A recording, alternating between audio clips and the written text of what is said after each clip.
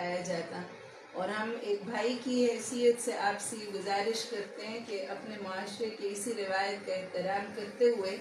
ہم ایک پرامن دھرنا پھر اس کے اوپر مجبور ہوں گے اگر ہماری جیتی ہوئی سیٹیں ہمیں واپس نہیں کریں گے، اور اس دفعہ ہم یہ برداشت بھی نہیں کریں گے۔ یہ اب وہ 1971 بھی نہیں ہے، یہ 2018 بھی نہیں ہے جب ہمارا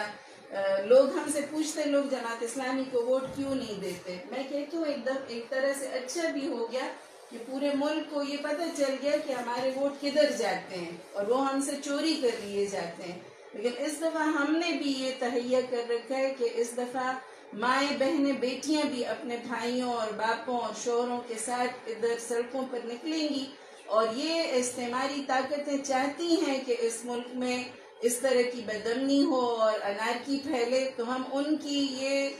چیز تو نہیں کوشش نہیں پوری کرنے دیں گے، لیکن اس دفعہ ہم نے بھی تہیہ کیا ہے کہ اپنے ووٹوں کو اس طرح چوری بھی نہیں ہونے دیں گے۔